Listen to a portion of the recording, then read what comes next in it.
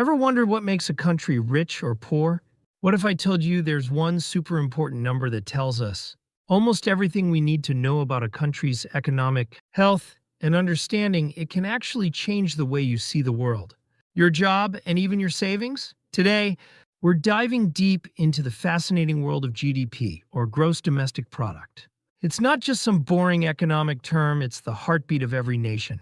This knowledge is like having a superpower that lets you predict economic trends and make smarter decisions in life. Stick around, because by the end of this, you'll be an expert on a concept that impacts literally everyone, everywhere. Let's start our journey through time, because GDP wasn't always a thing. Imagine the world before powerful statistics. How did leaders know how their country was doing? It was mostly guesswork. But then a few brilliant minds came along and changed everything. Our story begins in the 17th century. People didn't have a clear way to measure a country's total economic output. William Petty in England was one of the first. He tried to estimate England's national income and expenditure. He didn't call it GDP, but he was laying the groundwork for a national accounting system. He understood that to run a country effectively, you needed to know its economic capacity. Fast forward to the early 20th century, specifically the Great Depression in the 1930s. Governments were desperate to understand what was happening. This is where Simon Kuznets comes into our story. He was a Russian-American economist. The U.S. government asked him to develop a comprehensive measure of national income. Kuznets presented his first report to Congress in 1934. This was a huge step forward. For the first time, policymakers had a much clearer picture of the total economic activity. His work helped create the framework for modern national income accounting. Kuznets himself warned against using national income as a measure of welfare. He was concerned that simply adding up all economic activity didn't tell the whole story about people's happiness or the quality of their lives. The term gross domestic product really gained prominence after World War II. During the war, countries needed to know their production capacity. After the war, as nations rebuilt and global institutions were established, there was an even greater need for a standardized measure to compare economies. GDP, as we know it today, emerged as that standard. So, what exactly is GDP? In simple terms, GDP is the total monetary or market value of all the finished goods and services produced within a country's borders in a specific time period, usually 1 year or a quarter. Let's break that down bit by bit. First, monetary or market value. This means we're talking about things that can be bought and sold, and we're measuring them in money, like dollars or euros.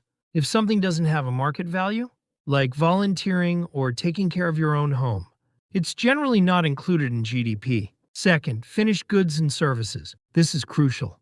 GDP only counts final products, not intermediate ones. Think of a car. The steel, tires, and glass that go into making the car are intermediate goods. We don't count their value separately. We only count the finished car, which already includes the value of all its parts. The same applies to services. Third, produced within a country's borders. This is the domestic part. It means we only count what's made inside the geographical boundaries of a country, regardless of who owns the company. So, if a Japanese company makes cars in the U.S., that production counts towards U.S. GDP. But if a U.S. company makes cars in Japan, that counts towards Japan's GDP. Fourth, in a specific time period. GDP is typically measured quarterly or annually. This allows economists and governments to track economic performance over time. There are three main ways to calculate GDP. The expenditure approach. This adds up all the money spent on final goods and services. It has four main components, often remembered by the formula C, e.g. XM. Consumption C, spending by households on goods and services, like food, clothes, and movies. It's usually the largest component. Investment E, spending by businesses on new capital goods, like factories and equipment. Also new housing, not financial investments. Government spending G, all spending by the government on goods and services, such as roads and salaries. It does not include transfer payments. Net exports X, M exports X minus imports M.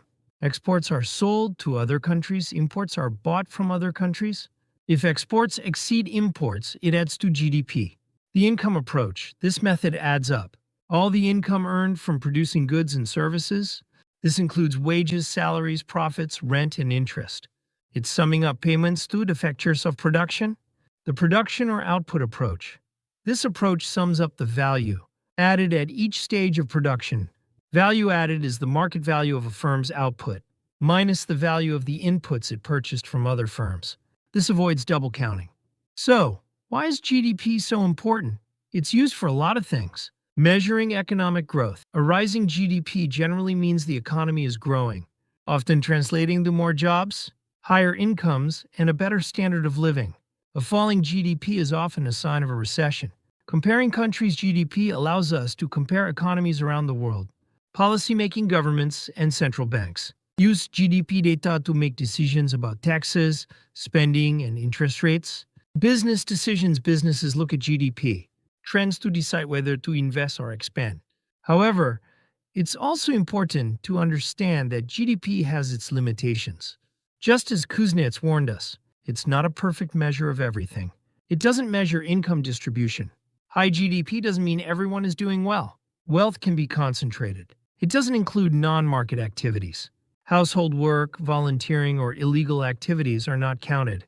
It doesn't account for quality of life or well-being. Environmental quality, happiness, leisure time, or health are not directly measured. It doesn't distinguish between good and bad spending. Spending on disaster relief or rebuilding adds to GDP, but doesn't always represent improvement. It doesn't factor in resource depletion. Boosting production by depleting resources increases short-term GDP, but isn't sustainable. Because of these limitations, other measures are used alongside GDP, such as the Human Development Index, HDI, or the Genuine Progress Indicator, GPI. So, to wrap this up, GDP is an incredibly powerful and essential tool for understanding the economy. It gives us a snapshot of economic activity, helps track growth, and guides policy decisions. It's like the main vital sign of an economy. However, it doesn't tell the whole story. While it's the king of economic indicators, it's crucial to remember its historical origins, how it's calculated, and its limitations. By understanding GDP, you're not just learning an economic term. You're gaining insight into the engine that drives nations and shapes the world we live in. Keep exploring, keep learning, and you'll always be one step ahead. Here are 50 important English vocabulary words with their Korean explanations. GDP gross domestic product 국내총생산, economic health 경제 건전성, economic trends 경제 동향, economic output 경제 생산량, national income 국민 소득, expenditure equal, Great Depression 대공황, comprehensive measure 종합적인 측정치, national income accounting 국민 소득 회계, welfare 복지, prominence 중요성 명성, standardized measure 표준화된 측정치, monetary value 화폐 가치, market value 시장 가치, finished goods 초회종제, services 서비스, produced 생산된, borders 국경, specific time period 특정 기간, quarterly 분기별에, annually 연간에, shrinking 위축되는, 줄어드는, expenditure approach 지출 접근법, consumption C 소비, investment E to G, government spending G 정부 지출, net exports X M 순수굴, households 가구, capital goods 자본재, transfer payments 이전 지출 이전 소득, export 수출, import 수입, income approach 소득 접근법, 와겟 임금, salaries 급여, profits 이연, 렌트 임대료, interest 이자, factors of production 생산 요소, production output approach 생산 산출 접근법, value added 부가가치, economic growth 경제 성장, standard of living 생활 수준, recession 경기 침체, policy making 정책 결정, interest rates 이자율, inflation limitations 한계, income distribution 소득 분배, non-market activities 비시장 활동,